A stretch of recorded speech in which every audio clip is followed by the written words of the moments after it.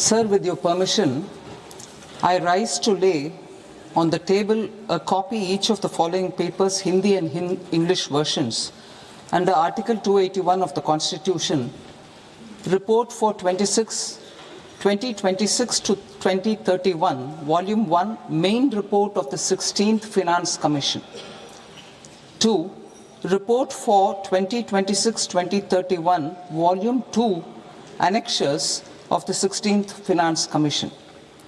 Number 3, explanatory memorandum as to the action taken on the recommendations contained in the above report.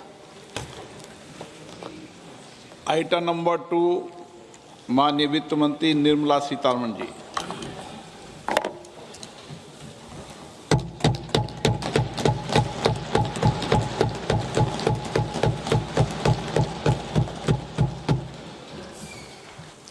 Honorable Speaker, sir, on the sacred occasion of Magh Purnima and the birth anniversary of Guru Ravidas, I present the budget for the year 2026-2027. Since we assumed office 12 years ago, India's economic trajectory has been marked by stability, fiscal discipline, sustained growth, and moderate inflation. This is the result of conscious choices we have made, even in times heightened uncertainty and disruption. Our government, led by Honorable Prime Minister Modi, has decisively and consistently chosen action over ambivalence, reform over rhetoric, and people over populism. We have pursued far-reaching structural reforms, fiscal prudence and monetary stability, whilst maintaining a strong thrust on public investment. Keeping Atmanirbharta as a lodestar, we have built domestic manufacturing capacity, energy security, and reduced critical import dependencies. Simultaneously, we have ensured that citizens benefit from every action of the government, undertaking reforms to support employment generation, agricultural productivity, household purchasing power, and universal services to people. These measures have delivered a high growth rate of around 7% and helped us make substantial strides in poverty reduction and improvement in the lives of our people. Today, we face an external environment in which trade and multilateralism are imperiled and access to resources and supply chains are disrupted. New technologies are transforming production systems while sharply increasing demands on water, energy, and critical minerals. India will continue to take confident steps towards Vikasit Bharat, balancing ambition with inclusion.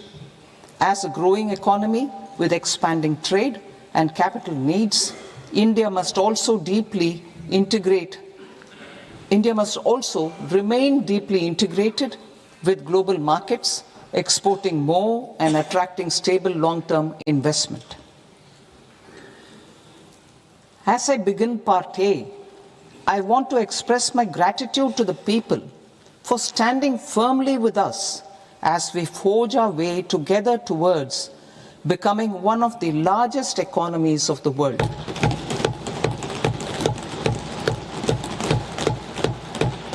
Our aim is to transform aspiration into achievement and potential into performance as we ensure that the dividends of growth reach every farmer, the scheduled caste, the scheduled tribes, the nomads, the youth, the poor, and the women. In Vikasit Bharat Young Leaders Dialogue 2026, several innovative ideas were shared with our Prime Minister, which have inspired many of the proposals, making this a unique Yuva Shakti-driven budget.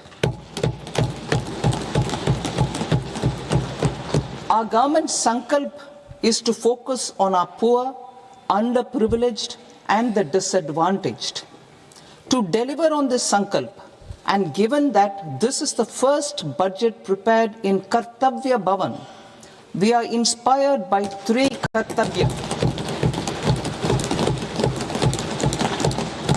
Our first Kartavya is to accelerate and sustain economic growth by enhancing productivity and competitiveness and building resilience to volatile global dynamics.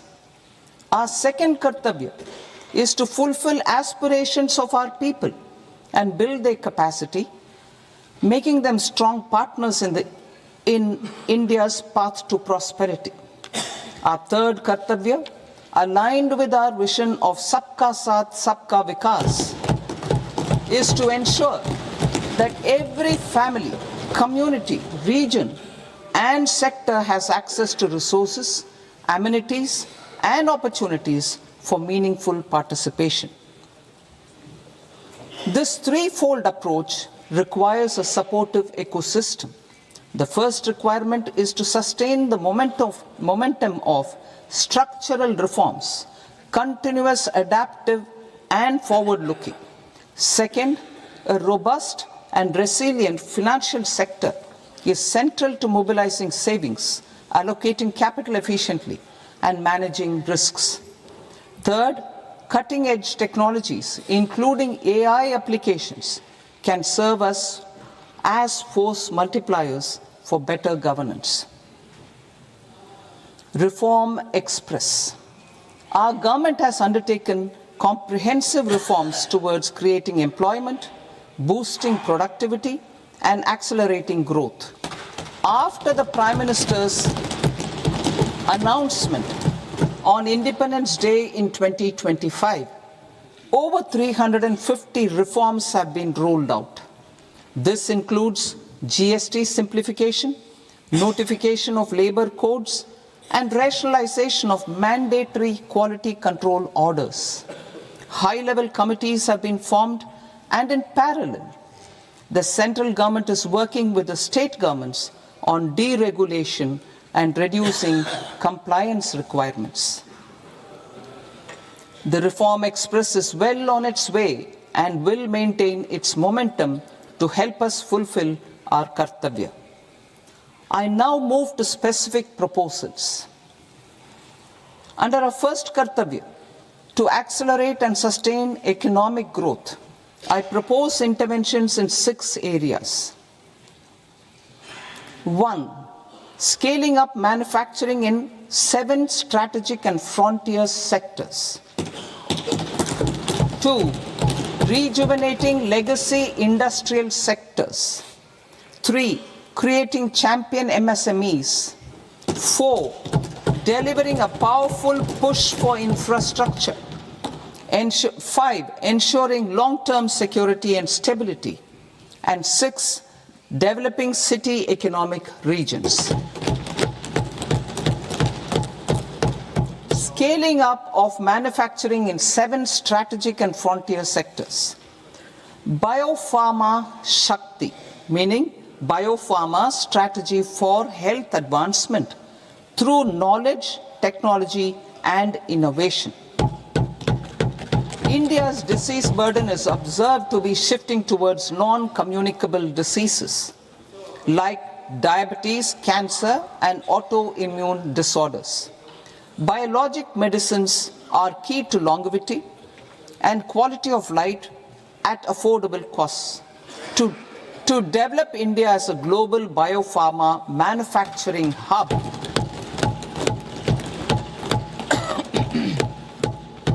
I propose the Biopharma Shakti with an outlay of 10,000 crores over the next 5 years. This will build the ecosystem for domestic production of biologics and biosimilars.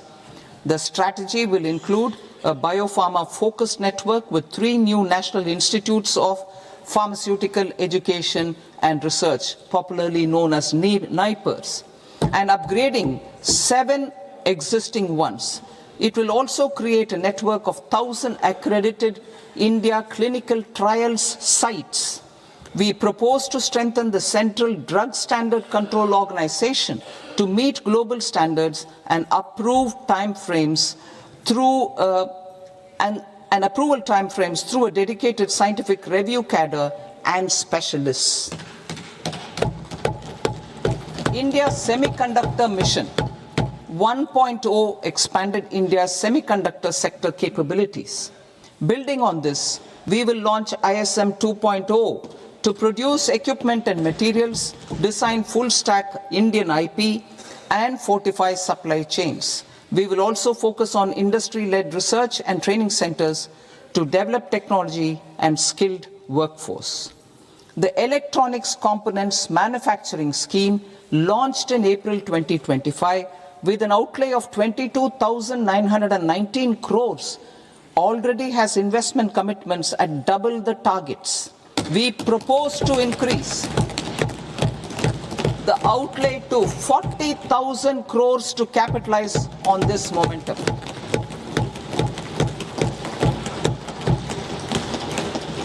A scheme for rare earth permanent magnets was launched in 2025 November. We now propose to support the mineral-rich states of Odisha, Kerala, Andhra Pradesh, and Tamil Nadu to establish dedicated rare earth corridors to promote mining, processing, research, and manufacturing.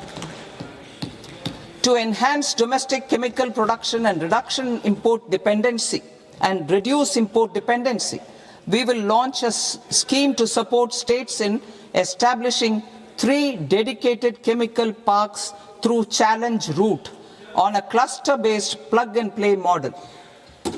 Strong capital goods.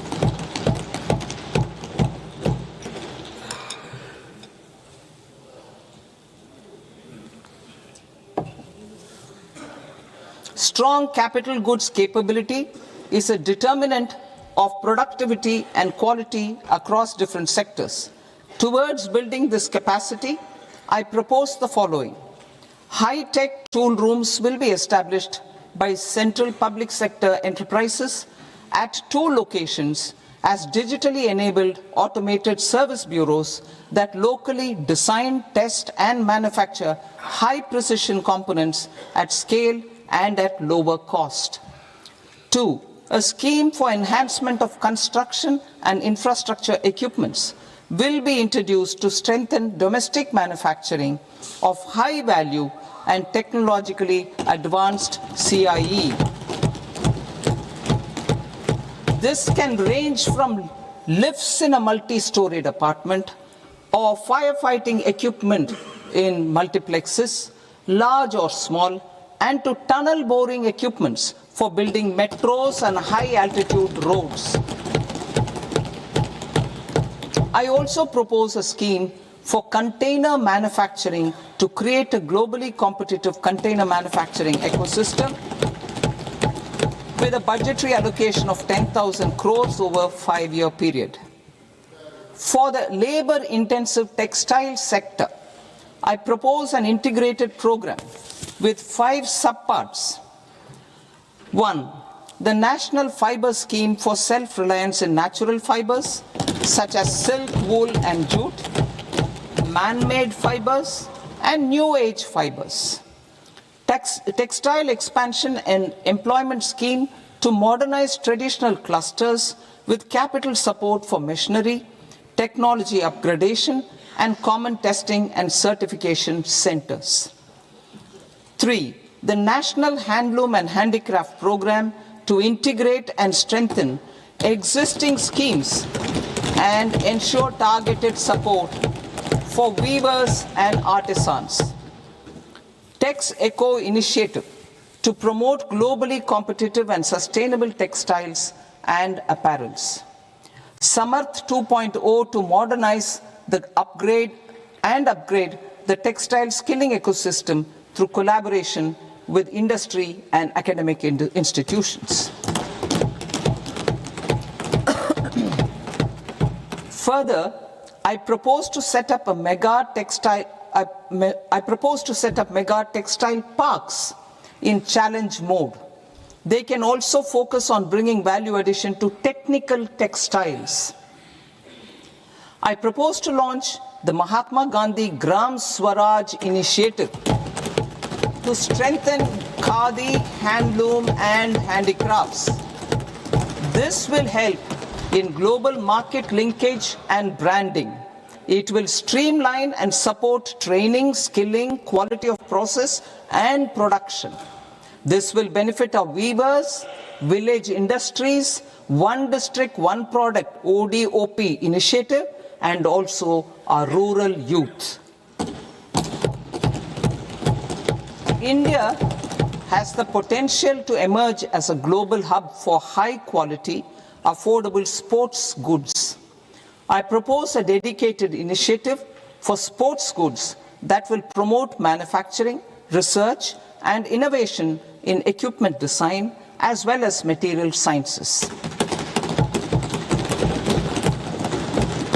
Rejuvenation of legacy industrial clusters. I propose to introduce a scheme to revive 200 legacy industrial clusters to improve their cost competitiveness and efficiency through infrastructure and technology upgradation. Creating champion SMEs and supporting micro enterprises. Recognizing MSMEs as a vital engine of growth, I propose a three-pronged approach to help them grow as champions. Equity support. I propose to introduce a dedicated 10,000 crores SME growth fund to create future champions, incentivizing enterprises based on select criteria. I also propose to top up the Self-Reliant India Fund set up in 2021 with 2,000 crores to continue support to micro enterprises and maintain their access to risk capital. Liquidity support. With TREDS, more than 7 lakh crore has been made available to MSMEs. To leverage its full potential, I propose 4 measures. 1. Mandate TREDS as the transaction settlement platform for all purchases from MSMEs by CPSEs, serving as a benchmark for other corporates. 2. Introduce a credit guarantee support mechanism through CGT-MSE for invoice discounting on TREDS platform. 3. Link GEM with TREDS for sharing information with financiers about government purchases from MSMEs, encouraging cheaper and quicker financing. 4. Introduce TREDS receivables as asset-backed securities, helping develop a secondary market, enhancing liquidity and settlement of transactions. Professional support. Government will facilitate professional institutions such as the ICAI, ICSI, ICMAI to design short-term modular courses and practical tools to develop a cadre of corporate mitras, especially in Tier 2 and Tier 3 towns.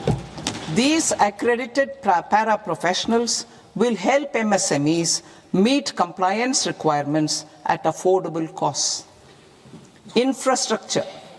During this past decade, our government has undertaken several initiatives for large-scale enhancement of public infrastructure, including through new financing instruments such as Infrastructure Investment Trust (InvITs) and Real Estate Investment Trust (REITs), and institutions like NIIF and NABFID.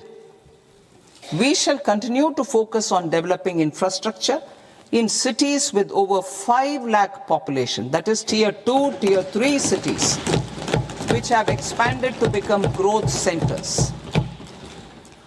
Public capital expenditure has increased manifold from 2 lakh crore in 2014-15 to an allocation of 11.2 lakh crore in BE 25-26. In this coming year, that is financial year 2026-27, I propose to increase it to 12.2 lakh crores to continue the momentum.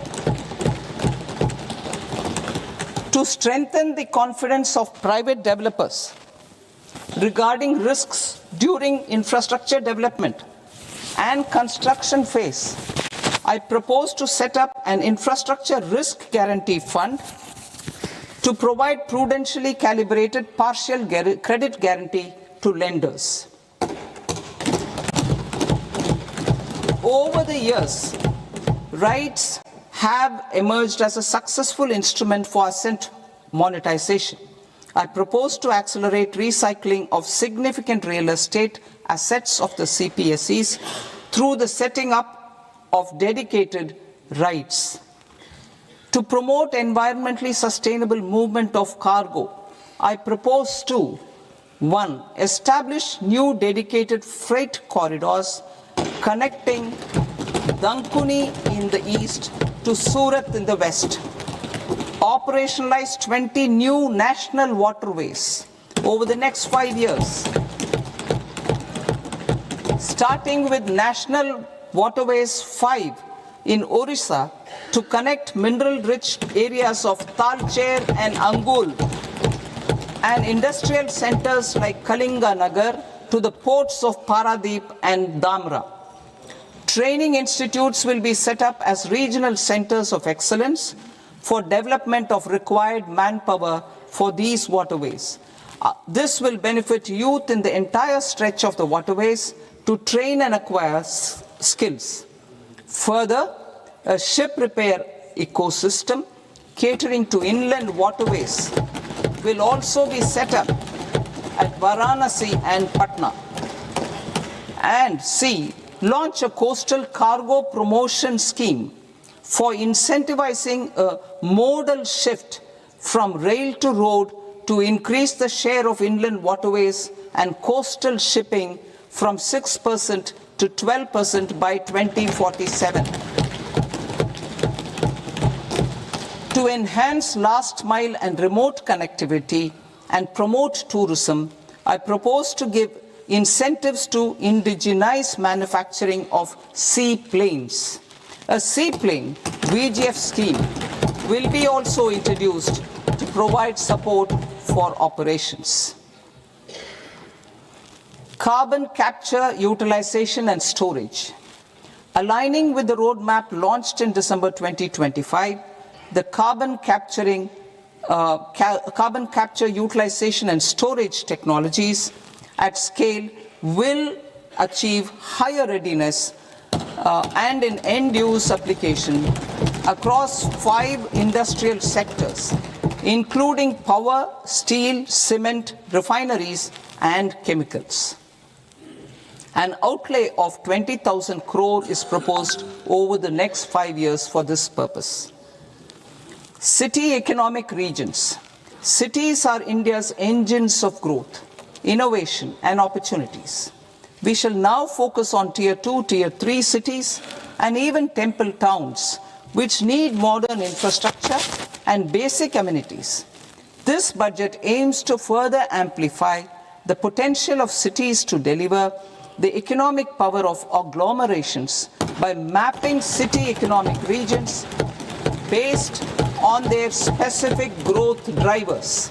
An allocation of 5,000 crore per CER over 5 years is proposed for implementing their plans through a challenge mode with a reform cum result-based financing mechanism.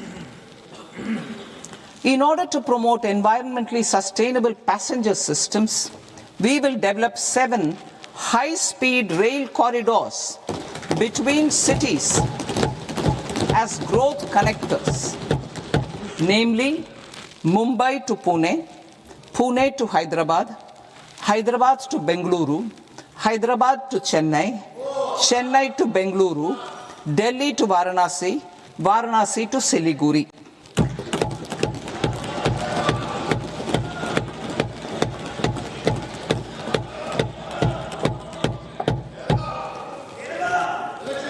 Financial sector.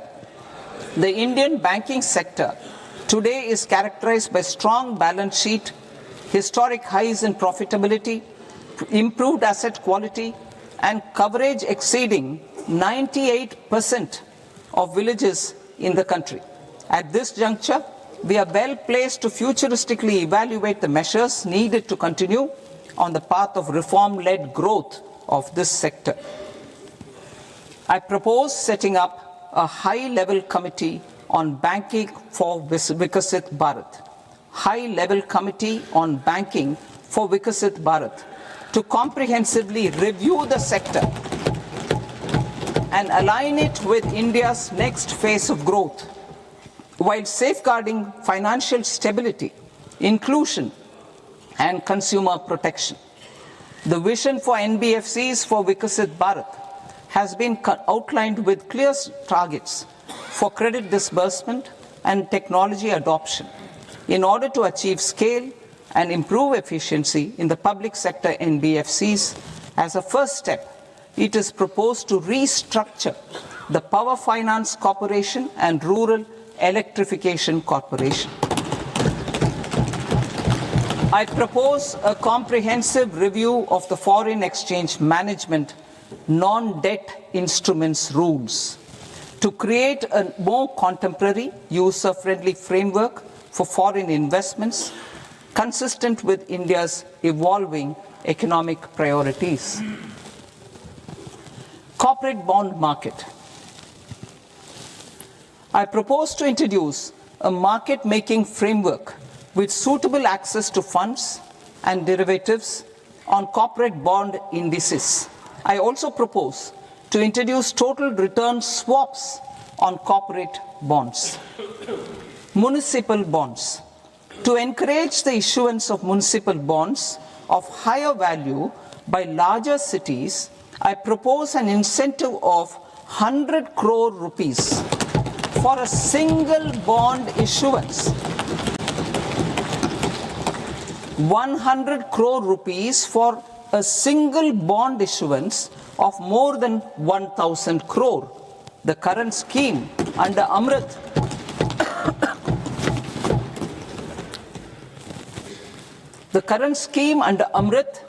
which incentivizes issuances up to 200 crores only, will also continue to support smaller and medium towns. That will also continue to support the smaller and medium towns. Ease of doing business. Individual persons resident outside India, PROI, will be permitted to invest in equity instruments of listed Indian companies through the Portfolio Investment Scheme.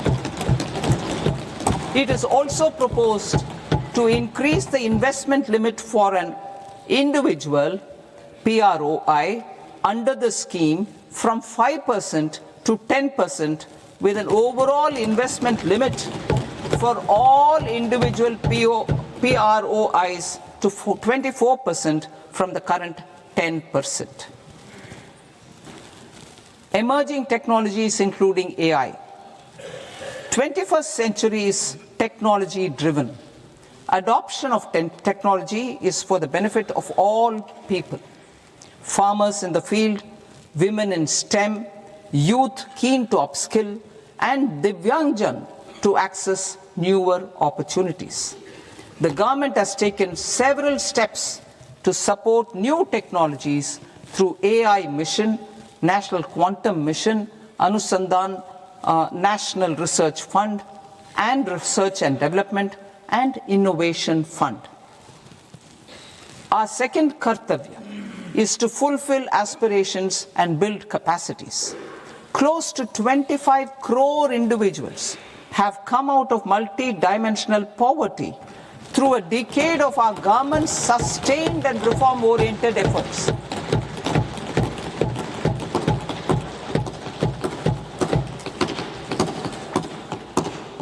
Our government has therefore decided to place a renewed emphasis on the service sector to provide a pathway to fulfilling aspirations of a youthful India with the following measures.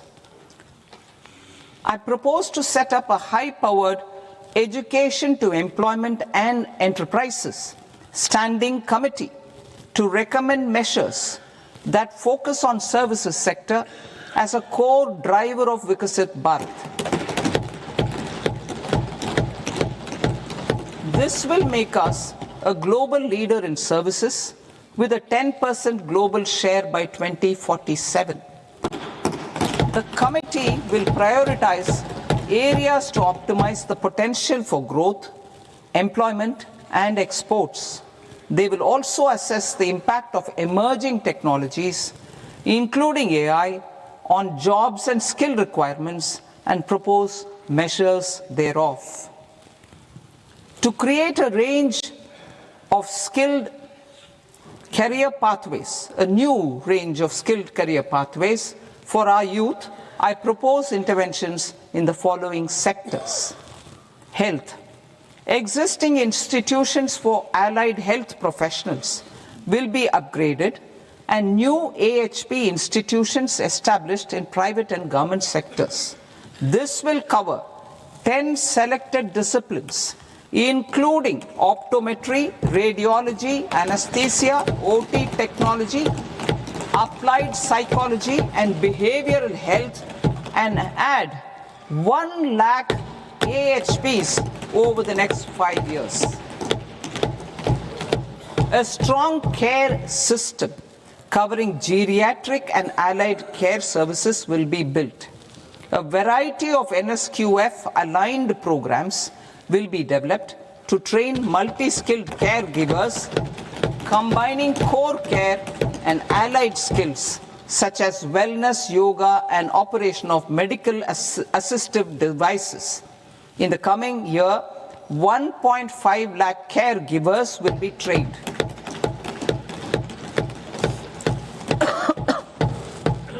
Hubs for medical value tourism. To promote India as a hub for medical tourism services, I propose to launch a scheme to support states in establishing 5 regional medical hubs in partnership with the private sector. These hubs will serve as integrated healthcare complexes that combine medical, educational, and research facilities. They will have Ayush centers, medical value tourism facilitation centers, and infrastructure for diagnostics, post-care, and rehabilitation. These hubs will provide diverse opportunities, job opportunities for health professionals, including doctors and AHPs. Ancient Indian yoga, already respected in several parts of the world, was given a mass global recognition when Honorable Prime Minister took it to the UN. Post-COVID, Ayurveda gained a similar global acceptance and recognition. Exporting quality Ayurveda products helps farmers who grow the herbs and youth who process the products. To meet growing global demand, a few more steps are being taken. I propose to 1. Set up 3 new All India Institutes of Ayurveda. 2. Upgrade Ayush pharmacies and drug testing labs for higher standards of certification ecosystem and make available more skilled personnel. 3. Upgrade the WHO Global Traditional Medicine Center in Jamnagar to bolster evidence-based research, training, and awareness for traditional medicine. Animal husbandry. Livestock contributes to close to 16% of farm income, including of poor and marginal households.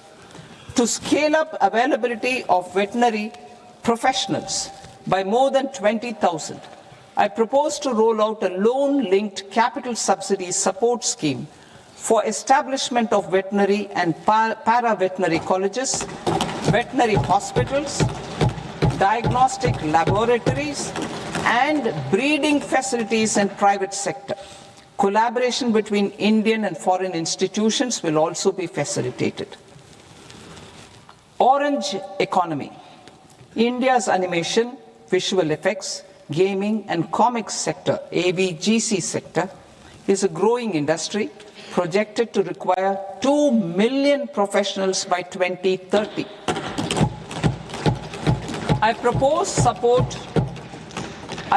to support the Indian Institute of Creative Technologies, Mumbai, in setting up AVGC content creator labs in 15,000 secondary schools all over the country and 500 colleges.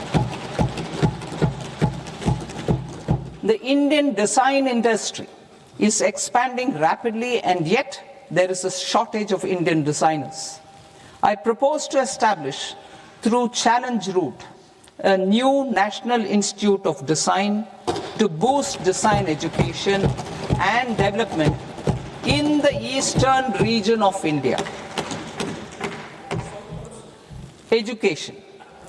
Our government will support states through Challenge Route in creating 5 university townships in the vicinity of major industrial and logistics corridors. These planned academic zones will host multiple universities, colleges and research institutions, skill centers and residential complexes. In higher education, STEM institutions, prolonged hours of study and laboratory work pose some challenges for girl students. Through VGF, Viability Gap Funding and capital support, one girls' hostel will be established in every district.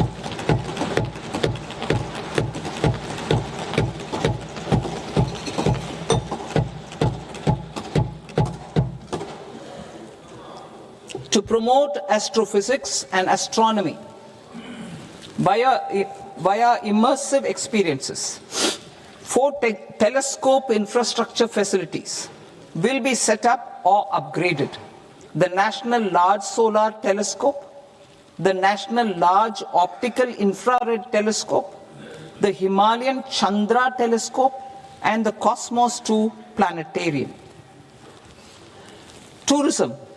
The tourism sector has the potential to play a large role in the employment generation, forex earnings, and expanding the local economy. I propose to set up a National Institute of Hospitality by upgrading the existing National Council for Hotel Management and Catering Technology. It will function as a bridge between academia, industry, and government. I also propose a pilot scheme for upskilling 10,000 guides in 20 iconic tourist sites through a standardized, high-quality, 12-week training course in hybrid mode in collaboration with the Indian Institute of Management. A national destination digital knowledge grid will be established to digitally document all places of significance, cultural, spiritual, and heritage. This initiative will create a new ecosystem of jobs for local researchers, historians, content creators, and technology partners. India has the potential and opportunity to offer world-class trekking and hiking experience. We will develop ecologically sustainable mountain trails in Himachal Pradesh, Uttarakhand, and Jammu Kashmir. Also in Araku Valley in the Eastern Ghats and Podigai Malai in the Western Ghats. Turtle trails along key nesting sites in the coastal areas of Odisha, Karnataka, and Kerala. And 3 bird watching trails along the Pulikat Lake in Andhra Pradesh, Tamil Nadu. It's on the border. Under the visionary leadership of Honorable Prime Minister, we established the International Big Cat Alliance in 2024. This year, India is hosting the first ever global Big Cat Summit, where heads of governments and ministers from 95 range countries will deliberate on collective strategies for conservation. Heritage and culture tourism. I propose to develop 15 archaeological sites, including Lothal, Dholavira, Rakhi Gadi, Adichanallur, Saranath, Hastinapur, and Leh Palace into vibrant experiential cultural destinations. Excavated landscapes will be open to the public through curated walkways. Immersive storytelling skills and technologies will be introduced to help conservation labs, interpretation centers, and guides. The sports sector provides multiple means of employment, skilling, and job opportunities. Taking forward the systematic nurturing of sports talent, which is set in motion through the Khelo India program earlier, I propose to launch a Khelo India mission to transform the sports sector over the next decade. The mission will facilitate an integrated talent development pathway supported by training centers, which are foundational, intermediate, and elite levels. B, systematic development of coaches and support staff. C, integration of sports science and technology. D, competitions and leagues to promote sports culture and provide platforms. And E, development of sports infrastructure for training and competition. Our third Kartavya aligns with our vision of Sabka Saath, Sabka Vikas towards Vikasit Bharat. This requires targeted efforts for 1. Increasing farmer incomes through productivity enhancement and entrepreneurship, with special attention to small and marginal farmers. B. Empowering Divyangjan through access to livelihood opportunities, training, and high-quality assistive devices. C. Empowering the vulnerable to access mental health and trauma care. D. Focus on the Purvodaya states and the Northeast region to accelerate development and employment opportunities. Fisheries. We will undertake initiatives for integrated development of 500 reservoirs and Amrit Sarovars. 2. Strengthen the fisheries value chain in coastal areas and enable market linkages involving startups and women-led groups together with fish farmer producer organizations. Animal husbandry. To provide quality employment opportunities in rural and peri-urban areas, we will support the animal husbandry sector in entrepreneurship development through A.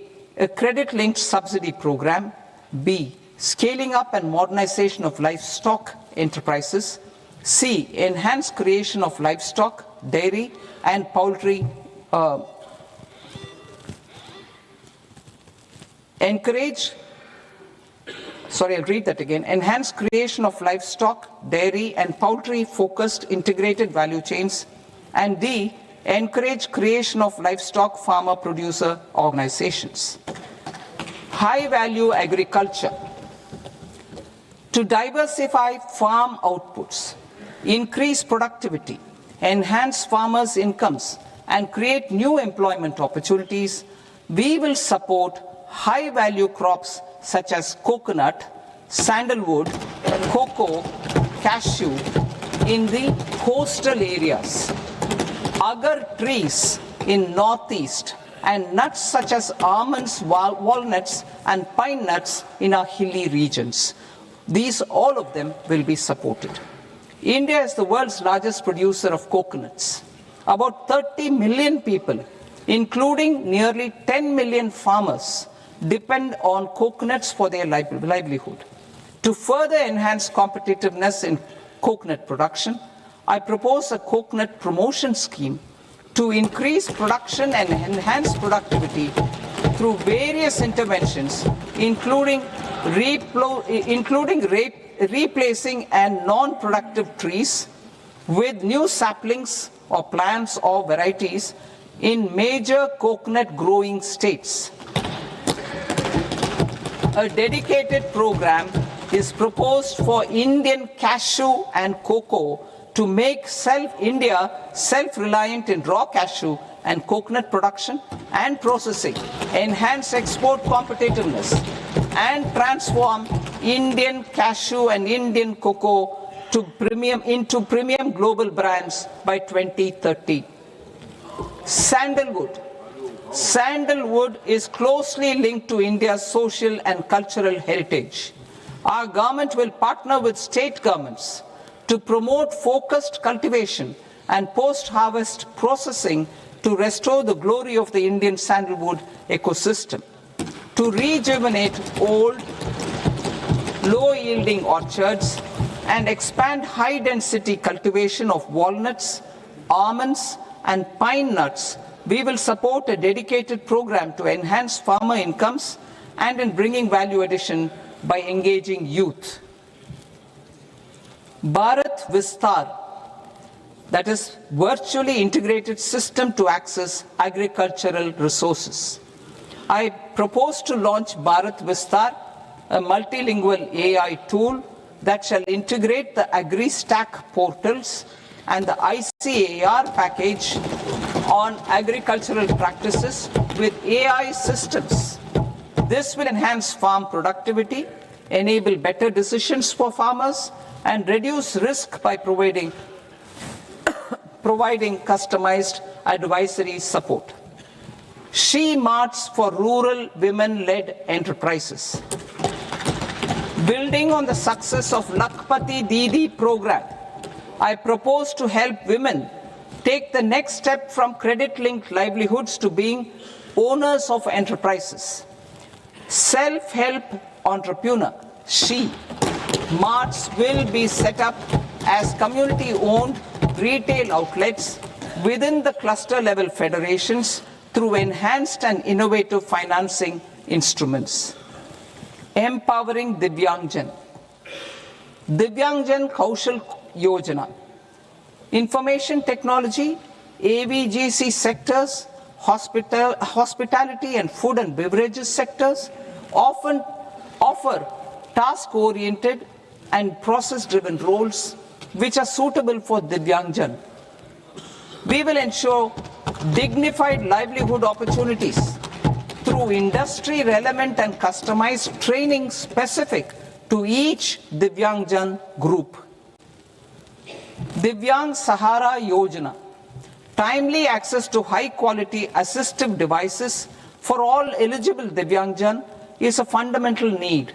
I propose to 1. Support the Artificial Limbs Manufacturing Corporation of India, Alimco, to set up and to scale up production of assistive devices, invest in R&D and AI integration, strengthen PM Divyasha Kendras, and support setting up of assistive technology marts as modern retail style centers where Divyangjan and senior citizens can see, try and purchase assistive products. Reaffirming our commitment to mental health and trauma care. There are no national institutes for mental health care in North India. We will therefore set up a NIMHANS 2 and also upgrade national mental health institutes in Ranchi and in Tezpur as regional apex institutions. Emergencies expose families, particularly the poor and vulnerable, to unexpected expenditure.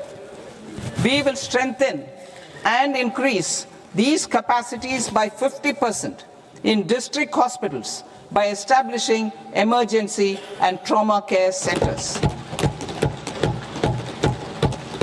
Focus on Purvodaya states and northeastern regions.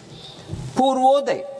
I propose the development of an integrated East Coast industrial corridor with a well-connected node at Durgapur, creation of 5 tourism destinations in 5 Purvodaya states, and the provision of 4,000 e-buses.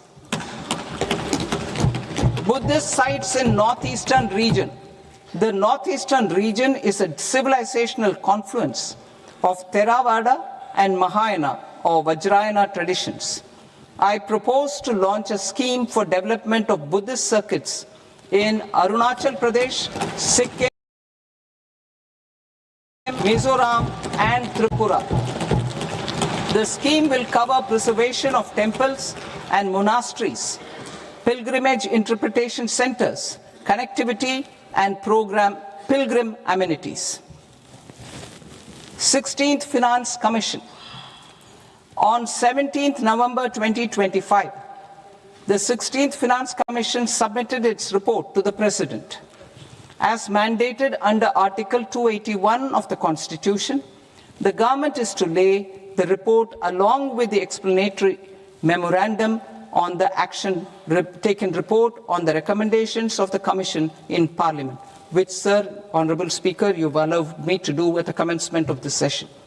The government has accepted the recommendation of the Commission to retain the vertical share of devolution at 41%. As recommended by the Commission, I have provided 1.4 lakh crores of rupees to the states for the year 2026-2027 as Finance Commission grants. These include rural and urban local body and disaster management grants. Fiscal consolidation. Government has been delivering on our fiscal commitments consistently without compromising on social needs. To strive towards accepted standards of fiscal management in Budget 25-26, I had indicated that the central government would target reaching a debt to GDP ratio of 50 plus or minus 1% by 2030-31. In line with this, the debt to GDP ratio is estimated to be 55.6% of GDP in BE 26-27. compared to 56.1% of GDP in RE 25-26. A declining debt to GDP ratio will gradually free up resources for priority sector lending and expenditure by reducing the outgo on interest payments. One of the main operational instruments for debt targeting is the fiscal deficit. I am happy to inform this august House that I fulfilled my commitment made in 2021-2022 to reduce fiscal deficit below 4.5% of GDP by 25-26. In RE 25-26, the fiscal deficit has been estimated at par with BE of 2025-26 at 4.4% of GDP. In line with the new fiscal prudence path of debt consolidation, the fiscal deficit in BE 26-27 is estimated to be 4.3% of the GDP.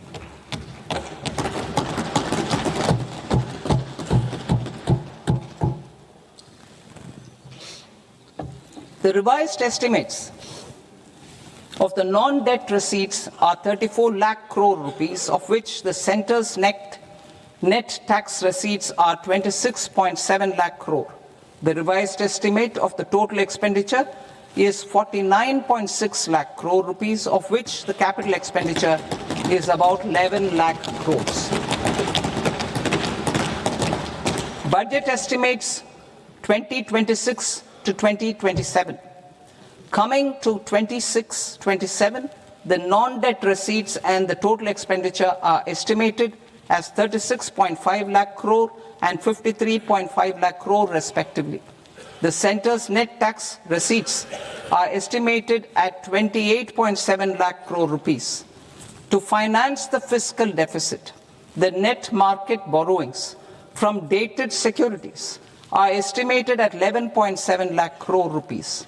The balance financing is expected to come from small savings and other sources. The gross market borrowings are estimated at 17.2 lakh crore rupees. I'll now move to Part B. Part B, direct taxes.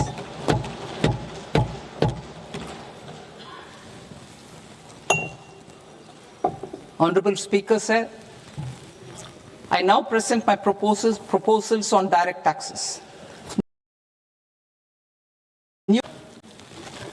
In July 2024, I announced a comprehensive review of the Income Tax Act 1961. This was completed in a record time, and the Income Tax Act 2025 will come into effect from 1st April 2026. The simplified income tax rules and forms will be notified shortly, giving adequate time to taxpayers to acquaint themselves with its requirements.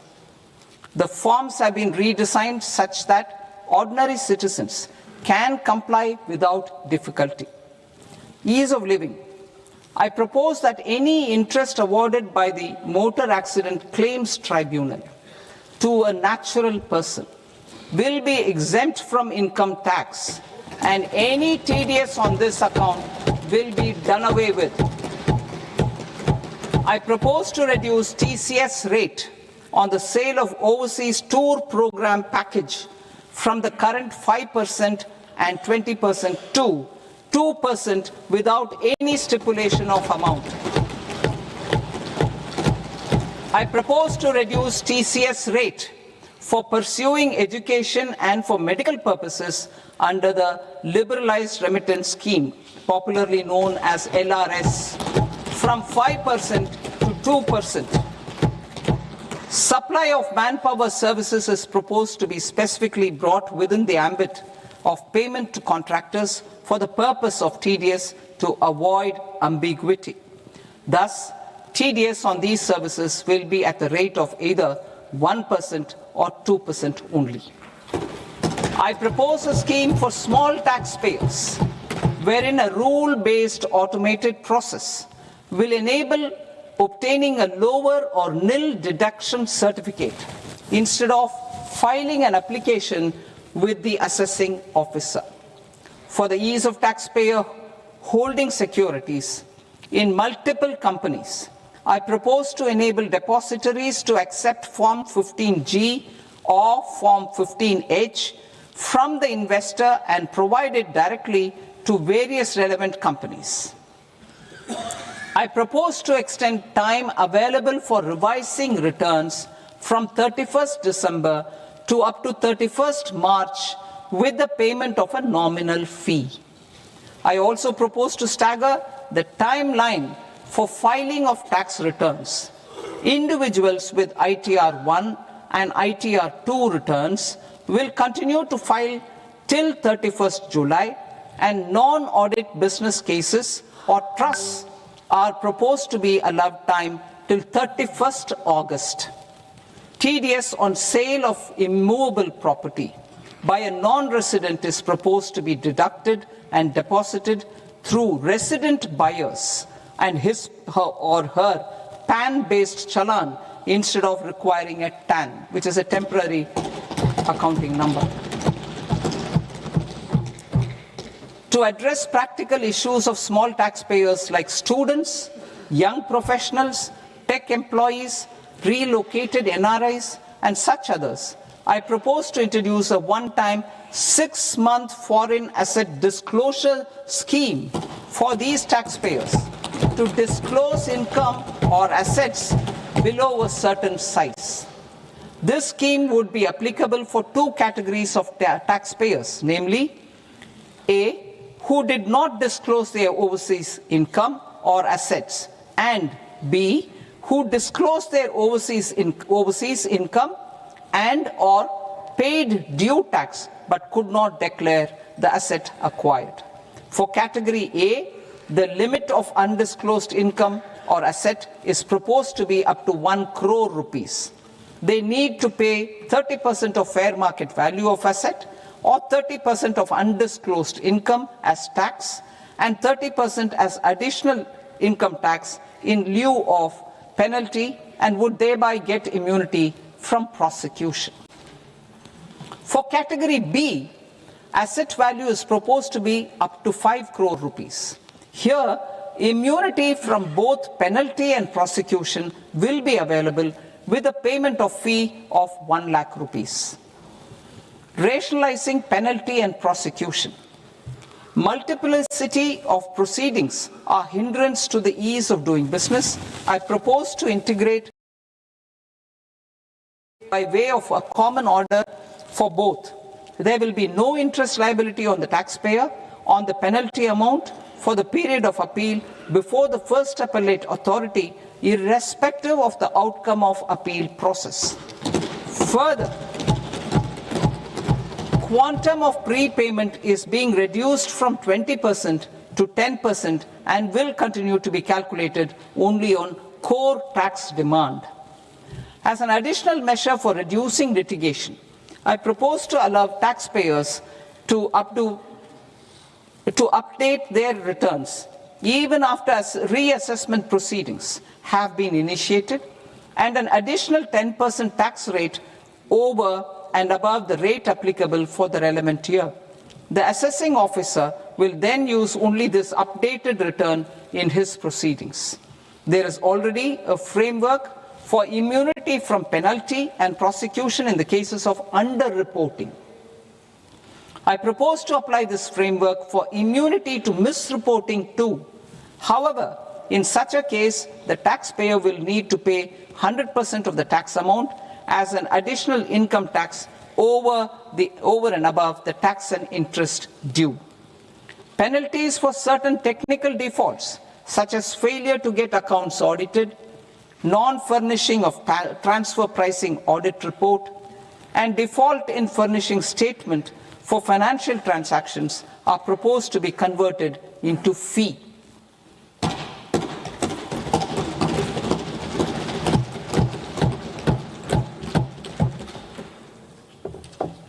I propose to rationalize prosecution framework under Income Tax Act while maintaining a careful balance for deterrence in some serious offence.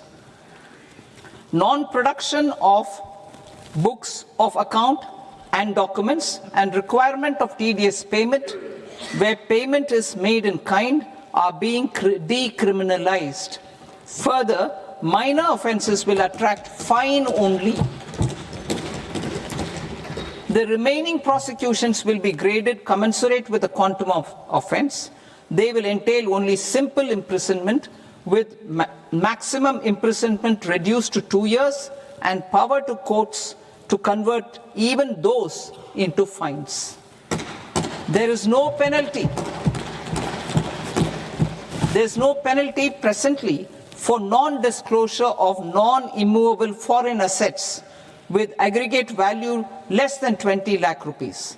I propose to also provide them with immunity from prosecution with retrospective effect from 1/10/2024.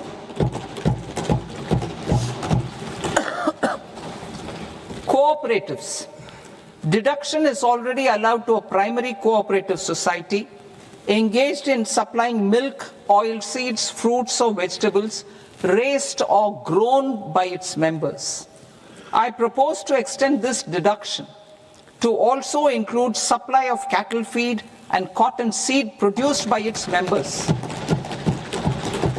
I propose to allow inter-cooperative society dividend income as deduction under the new tax regime to the extent it is further distributed to its members. I further propose to allow exemption for a period of 3 years to dividend income received by a notified national cooperative federation on their investments made in companies up to 31/1/2026. This exemption would be allowed only for dividends further distributed to its member cooperatives. Supporting IT sector as India's growth engine.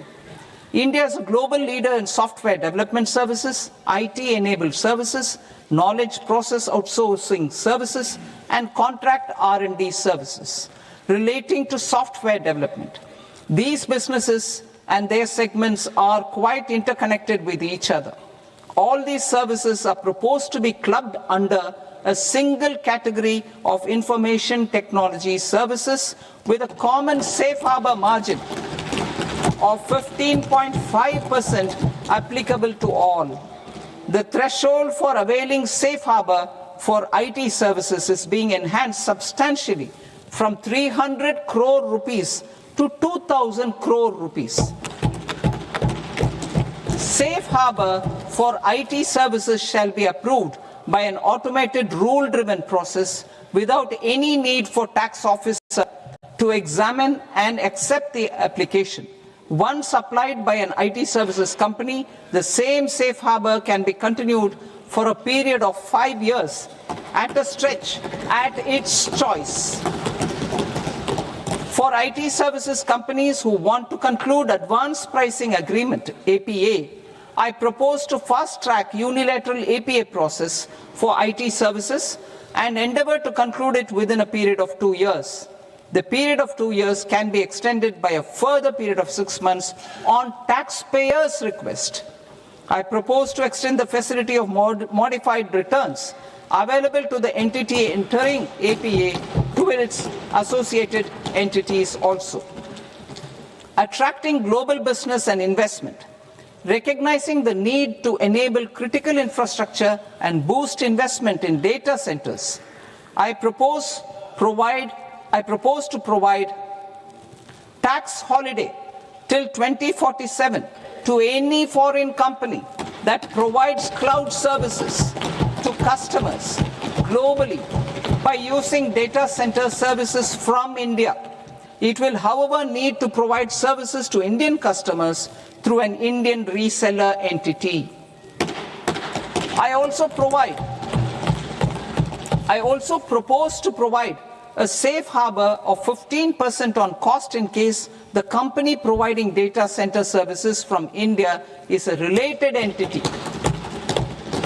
To harness the efficiency of just-in-time logistics for electronic manufacturing, I propose to provide safe harbor to non-residents for component warehousing in a bonded warehouse at a profit margin of 2% of the invoice value. The resultant tax of about 0.7% will be much lower than in competing jurisdictions.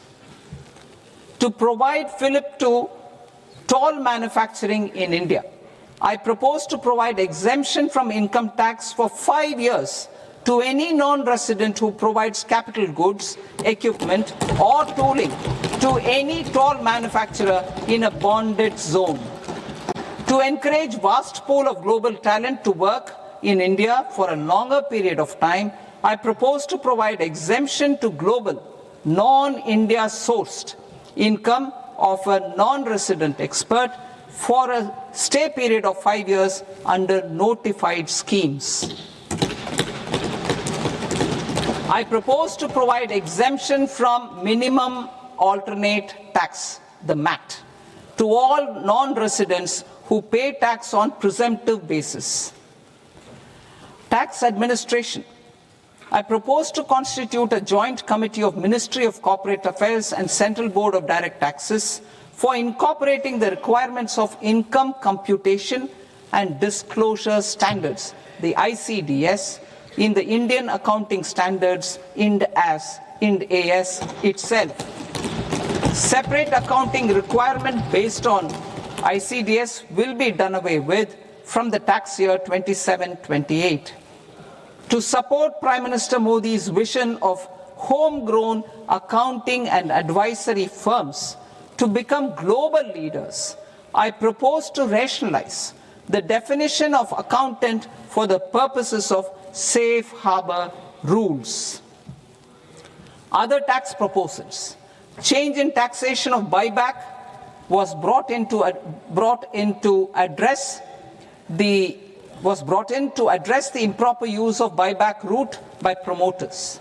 In the interest of minority shareholders, I propose to tax buyback for all types of shareholders as capital gains. However, to disincentivize misuse of tax arbitrage, promoters will pay an additional buyback tax. This will make effective tax 22% for corporate promoters. For non-corporate promoters, the effective tax will be 30%. TCS rate for sellers of specific goods, namely alcoholic liquor, scrap, and minerals, will be rationalized to 2%, and that on Tendu leaves will be reduced from 5% to 2%. To raise the STT on futures to 0.05% from the present 0.02%. STT on options premium and exercise of options are both proposed to be raised to 0.15% from the present rate of 0.1% and 0.125% respectively. We reformed the taxation landscape for corporates in 2019 by providing them a simplified regime with lower tax rate so that they could productively focus on business rather than on claim of deductions and exemptions. To encourage companies to shift to the new regime, set-off of brought forward MAT credit, minimum alternate tax credit, is proposed to be allowed to companies only in the new regime. Set-off using available MAT credit is proposed to be allowed to an extent of 1/4 of the tax liability in the new regime.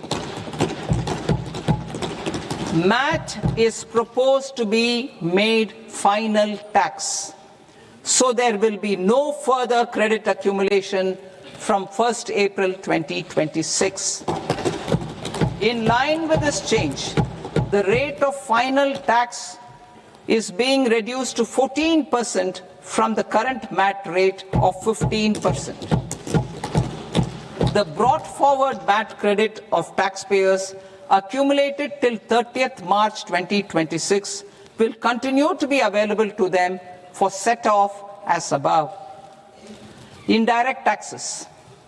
I shall now take up proposals related to indirect taxes. My proposals for customs and central excise aim to further simplify the tariff structure, support domestic manufacturing, promote export competitiveness, and correct inversion in duty. To continue weeding out long-continuing customs duty exemptions, I propose to remove certain exemptions on items which are being manufactured in India or where the imports are negligible. Similarly, to further simplify the process of ascertaining the rate of duty applicable on a particular item, I propose to incorporate certain effective rates in various customs notifications to the tariff schedule itself. I shall now take up sector-specific proposals. Promotion of exports of marine, leather, and textile products. I propose to increase the limit for duty-free imports of specified inputs used for processing seafoods for export from the current 1% to 3% of FOB value of the previous year's export turnover. I also propose to allow duty-free imports of specified inputs, which is currently available for exports of leather or synthetic footwear, to exports of shoe uppers as well. I propose to extend the time period for export of final product from the existing 6 months to 1 year for exporters of leather or textile garments, leather or synthetic footwear, and other leather products. Energy transition and security. I propose to extend the basic customs duty exemption given to capital goods used for manufacturing lithium-ion cells for batteries to those used for manufacturing lithium-ion cells for battery energy storage systems also.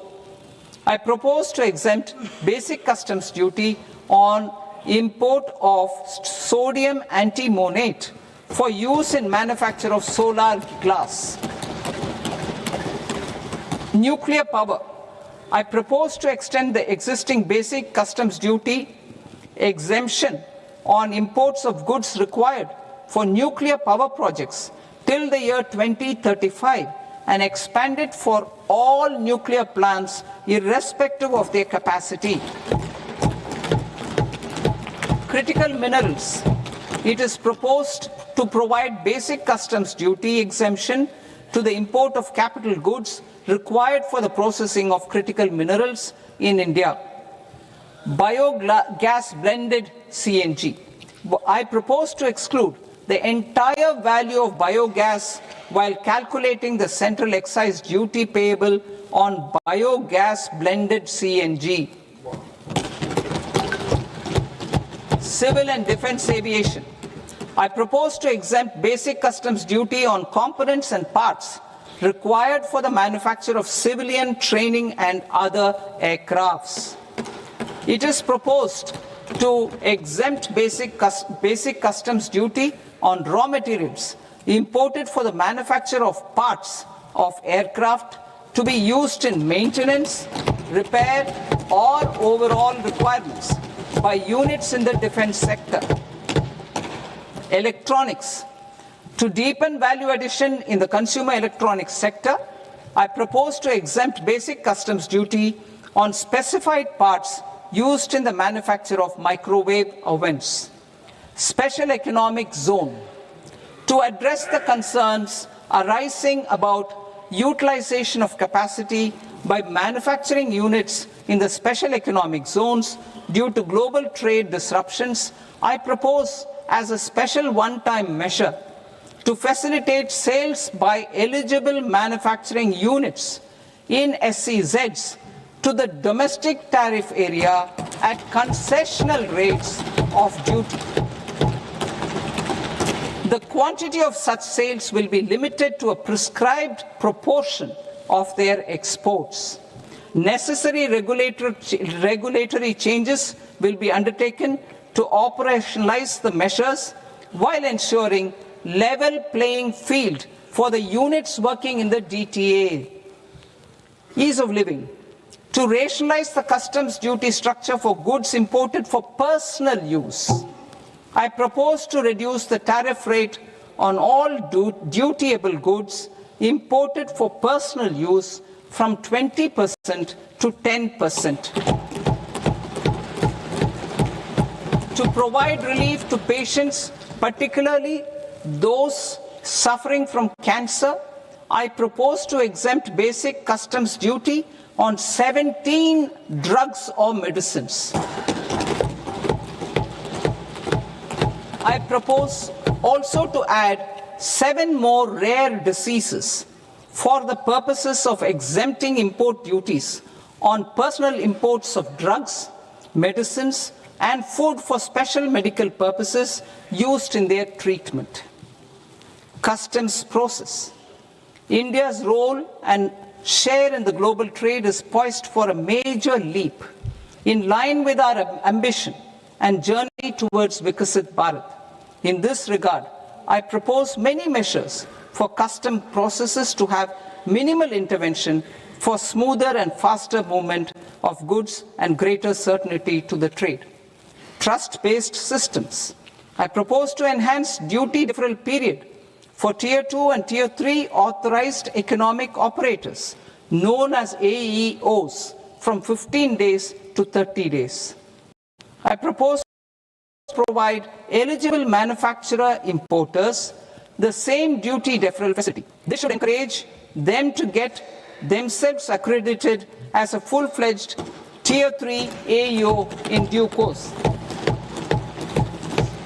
To provide greater certainty and for better business planning, I propose to extend validity period of advance ruling binding on customs from the present 3 years to 5 years. In the spirit of the whole of government approach,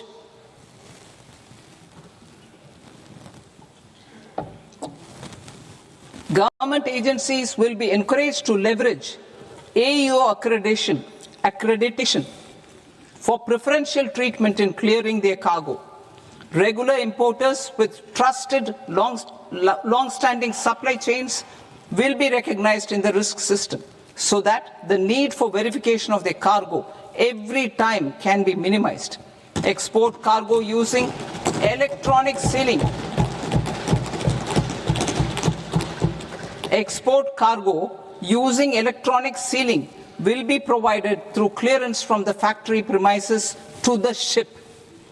For import of goods not needing any compliance, filing of bill of entry by a trusted importer and arrival of goods will automatically notify customs for completing their clearance formalities. This will enable goods to be released immediately on arrival. The customs warehouse framework will be transformed into a warehouse operator-centric system with a self-declarations, electronic tracking, and risk-based audit. These reforms will move away from the current system of officer-dependent approvals and reduce transaction delays and compliance costs. Ease of doing business. Approvals required for cargo clearance from various government agencies will be seamlessly processed through a single and interconnected digital window by the end of the financial year. Processes involved in clearance of food, drugs, plant, and animal and wildlife products, accounting for about 70% of interdicted cargo, will be operationalized on this system by April 2026 itself. For goods not having any compliance requirement, clearance will be done by customs immediately after online registration is completed by the importer, subject to the payment of duty. Customs integrated system will be rolled out in 2 years as a single integrated and scalable platform for all customs processes. Utilization of non-intrusive scanning with advanced imaging and AI technology for risk assessment will be expanded in a phased manner with the objective to scan every container across all the major ports. New export opportunities to support Indian fishermen to fully harness the economic value of marine resources beyond our territorial waters. The following measures will be taken. A. Fish catch by an Indian fishing vessel in exclusive economic zone or on the high seas will be made free of duty. Landing of such fish on foreign port will be treated as export of goods. Safeguards will be put in place to prevent misuse during fish catch, transit, or transshipment. To support aspirations of India's small businesses, artisans, and startups to access global markets through e-commerce, I am pleased to announce complete removal of the current value cap of 10 lakh rupees per consignment on courier exports. In addition, handling of rejected and returned consignments will be improved with effective use of technology for identifying such consignments. I propose to revise provisions governing baggage clearance during international travel to address genuine concerns of passengers. The revised rules will enhance duty-free allowances in line with the present-day travel realities and provide clarity in temporary carriage of goods brought in or taken out. There are honest taxpayers who are willing to settle disputes by paying all their dues, but they get deterred due to negative connotation associated with penalty. They will now be able to close cases by paying an additional amount in lieu of penalty. Honorable Speaker, sir, with this, I commend the budget to this august House. Jai Hind.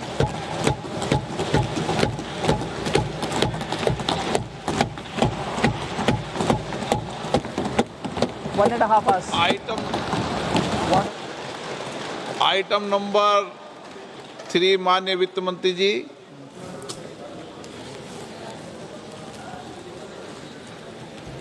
Item number 2, sir. 3। 3. Sir, with your permission, I rise to lay on the table of the following statements under Section 3, 1 of the Fiscal Responsibility and Budget Management Act of 2003, medium-term fiscal policy cum fiscal policy strategy statement, and macroeconomic framework statement. Item number 4 माननीय वित्त मंत्री जी। Sir, with your permission, I move for leave to introduce the Finance Bill 2026. प्रश्न ये कि विधेयक को पुनर्स्थापित करने की अनुमति प्रदान की जाए। जो सदस्य विरोध में ना गए, मेरे विचार में निर्णय हाँ वालों के पक्ष में, हाँ वालों के पक्ष में अनुमति प्रदान की जाती है। माननीय मंत्री जी, अब विधेयक पुनर्स्थापित करें। Sir, I introduce the bill. माननीय सदस्यगण, आपको सूचित किया जाता है कि माननीय वित्त मंत्री जी के बजट भाषण की कॉपी पब्लिकेशन काउंटर पर ली जाती है।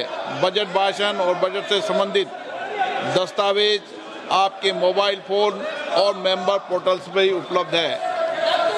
सभा की कार्रवाई कल सोमवार दिनांक 2 फरवरी 2026 को प्राप्त 11 बजे तक के लिए